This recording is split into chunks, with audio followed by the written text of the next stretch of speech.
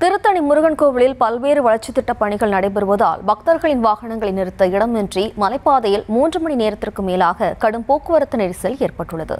இதுகுறித்தான கூடுதல் விவரங்களோடு இணைகிறார் நமது செய்தியாளர் செந்தில். வணக்கம் செந்தில். வணக்கம்.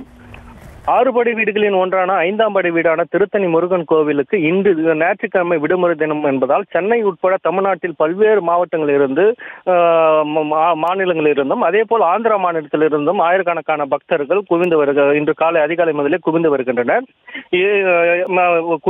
இதனால் மலைக்கோவிலில் 103 கோடி மதிப்பீட்டில் ராஜகோபுரம் இணைப்பு, மாட வீதி விரிவாக்கம் பணி உள்ளிட்ட பல்வேறு அரசு வளர்ச்சி திட்ட பணிகள் நடைபெற்று வருகிறது. இதனால் மலைக்கோவிலில் வாகனங்கள் நிறுத்த போதிய இடம் இல்லாததால் மலைக்கோவிலுக்குள் வரும் வாகனங்கள் மலைப்பாதையில் 3 மணி நேரத்திற்கும் மேலாக நீண்ட தூரம் அந்த வாகனங்கள் அணிவகுத்து நிற்பதால் வாகன ஓட்டிகள் மற்றும் பக்தர்கள் மலைக்கோவிலுக்குள் செல்ல முடியாமலும் அதேபோல் மலைக்கோவில் சாமி தரிசனம் செய்து முடித்துவிட்டு கீழே இறங்க முடியாமல் கடும் அவதி அடைந்து வருகின்றனர். இது போன்ற விழா நாட்களில் போதுமான கூடுதலாக போலீசார் நியமித்து போக்குவரத்தை சரி செய்ய வேண்டும் என்று பக்தர்கள் கோரிக்கை வைத்துள்ளனர். விவரங்களுக்கு நன்றி செந்தில்.